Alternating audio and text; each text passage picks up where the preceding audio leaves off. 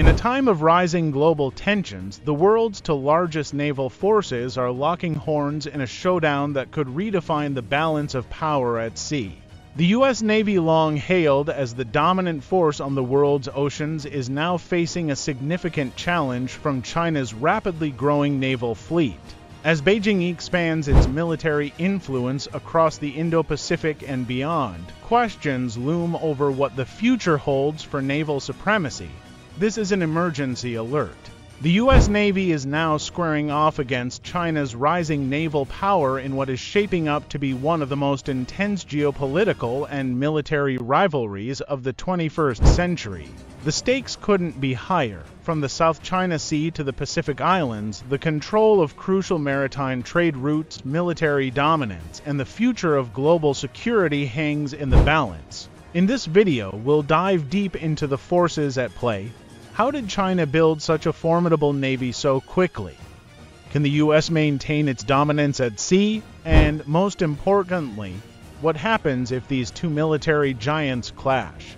Stay with us as we unravel the truth behind this high-stakes maritime standoff between the U.S. Navy and China's People's Liberation Army Navy.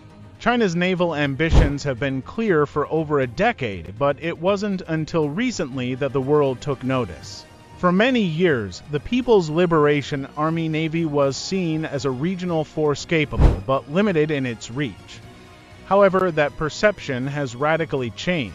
Over the last 2 decades, China has embarked on a massive military modernization program, focusing particularly on its naval capabilities. The numbers alone are staggering.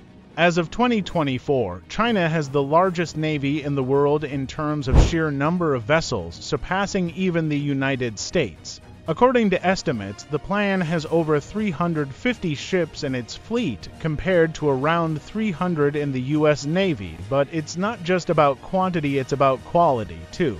China has rapidly modernized its naval fleet, producing advanced warships, submarines, and aircraft carriers at an unprecedented rate. The country's first domestically built aircraft carrier, the Shandong, was launched in 2019, and since then, more have followed. They're currently developing their third aircraft carrier, which will be equipped with electromagnetic catapults similar to those on the U.S. Navy's newest Ford-class carriers. This rapid growth and modernization have transformed the plan from a regional force into a global contender, capable of projecting power far beyond China's shores. One of the primary areas where this naval showdown is playing out is the South China Sea, a region rich in resources, strategically critical, and fiercely contested. But why is this body of water so important? First, let's look at geography. The South China Sea is bordered by several nations, including China, Vietnam, the Philippines, Malaysia, and Brunei. More than 1/3 of the world's shipping traffic passes through this sea, making it a critical artery for global trade. Control over this region means control over trillions of dollars in trade, but it's not just about trade routes. The South China Sea is also believed to hold vast untapped reserves of oil and natural gas, making it a hotly contested resource. Over the years, China has aggressively asserted its claims over nearly the entire sea, even building artificial islands and militarizing them with airstrips, radar installations, and missile systems. These actions have drawn the ire of neighboring countries and the international community, who argue that China's territorial claims violate international law, specifically the United Nations Convention on the Law of the Sea. This brings us to the heart of the conflict, the United States. As a global superpower and protector of international maritime law, has repeatedly challenged China's claims through Freedom of Navigation Operations (FONOPs). These operations involve U.S. Navy vessels sailing through contested waters to assert the principle that international waters are free for all to navigate. However, these operations are becoming increasingly risky as China's military presence in the South China Sea grows. There have been multiple close encounters between U.S. and Chinese naval vessels, raising the possibility of an accident or miscalculation that could spark a larger conflict. While China's Navy may be growing in size and sophistication, the United States Navy remains the most powerful in the world. It is unmatched in terms of experience, technological superiority, and global reach. But as China's Navy expands, the U.S. is being forced to adjust its strategies to ensure it maintains its dominance. The U.S. Navy's most formidable assets are its aircraft carriers. These massive floating fortresses serve as the backbone of American naval power. With a fleet of 11 nuclear-powered aircraft carriers, the U.S. Navy can project power anywhere in the world at a moment's notice. Each carrier is equipped with dozens of advanced fighter jets, including the F-35 Lightning II, which gives the U.S. a decisive edge in air combat. In addition to its carriers, the U.S. Navy boasts a highly advanced fleet of submarines, destroyers, and amphibious assault ships. Many of these vessels are equipped with the Aegis Combat System, an advanced technology that allows them to track and engage multiple targets simultaneously. This system is particularly effective in defending against missile threats, something China has been investing in heavily. While the U.S. Navy's carrier strike groups are an impressive display of power, they are not invulnerable. China has developed a range of anti-ship ballistic missiles, including the DF-1D, which is often referred. These missiles are designed to target and destroy U.S. aircraft carriers from long distances, challenging the traditional dominance of U.S. naval forces. One of the key components of China's naval strategy is what's known as anti-access area denial, or A2AD. Simply put, China's goal is to make it as difficult as possible for the U.S. Navy to operate near its shores, particularly in the event of a conflict over Taiwan, the South China Sea, or other contested areas. The cornerstone of China's A2AD strategy is its missile arsenal. The DF-1D carrier killer and the DF-6, dubbed the Guam killer, are designed to strike U.S. forces from long distances, preventing them from entering critical areas during a conflict. In addition to these missiles, China has developed advanced anti-aircraft systems, radar networks, and electronic warfare capabilities designed to neutralize U.S. naval assets. Moreover, China's naval expansion extends beyond the surface fleet.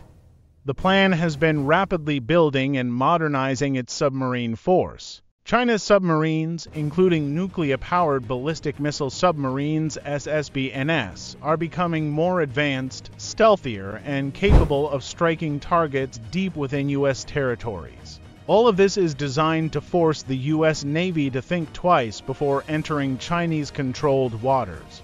The challenge for the U.S. is how to counter China's growing A2AD capabilities while still maintaining its ability to project power across the Pacific. Any discussion of a potential naval conflict between the U.S. and China must consider the Taiwan factor. Taiwan is a democratic, self-governing island that Beijing views as a breakaway province. Chinese President Xi Jinping has repeatedly made it clear that reunification with Taiwan is a top priority and that force could be used if necessary. For the U.S., Taiwan represents a red line. The U.S. has long supported Taiwan through military aid and arms sales, and under the Taiwan Relations Act, the U.S. is committed to helping Taiwan defend itself in the event of an attack. The risk of a military confrontation over Taiwan is one of the most dangerous flashpoints in U.S.-China relations. If China were to launch an invasion of Taiwan, the U.S. Navy would almost certainly be called upon to respond. In such a scenario, we could see the full might of the U.S. and Chinese navies engaged in a direct conflict that could have devastating global consequences. The recent increase in Chinese military activity near Taiwan, including naval exercises and Air Force incursions into Taiwanese airspace, has only heightened concerns that Beijing may be preparing for an eventual invasion. In response to China's growing naval power and the increased threat to Taiwan, the U.S. Navy has been undergoing its modernization efforts. The goal is to ensure that the U.S. remains the dominant naval force well into the 21st century. One of the most significant developments is the construction of new, next-generation warships. The U.S. Navy is investing in the new Constellation-class frigates, which will provide more advanced missile defense, surveillance, and anti-submarine warfare capabilities. Additionally, the U.S. is working on the Columbia-class ballistic missile submarines, which will replace the aging Ohio-class SSBNS and ensure the strength of America's nuclear deterrent. But the U.S. isn't just focused on building new ships. The Navy is also embracing emerging technologies like artificial intelligence, autonomous drones, and cyber warfare. The use of unmanned surface and underwater vehicles will allow the Navy to extend its reach and operate in dangerous environments without putting sailors at risk. Cyber warfare is becoming an increasingly important component of modern naval operations. The ability to disrupt an enemy's communications, radar systems, and missile defenses can be a decisive factor in any future conflict. The U.S. Navy is investing heavily in cyber capabilities to ensure that it can defend against and launch cyber attacks as part of its overall military strategy. The question on everyone's mind is, what happens if the U.S. Navy and China's plan clash in a direct military conflict? The stakes would be astronomical, and the consequences could ripple across the globe. In a worst-case scenario, a conflict could begin with a small naval skirmish, possibly in the South China Sea or near Taiwan. Such an incident could quickly escalate, drawing both countries into a full-scale naval war. The U.S. Navy, with its aircraft carriers, submarines, and advanced missile defense systems, would likely focus on neutralizing China's missile threat early on.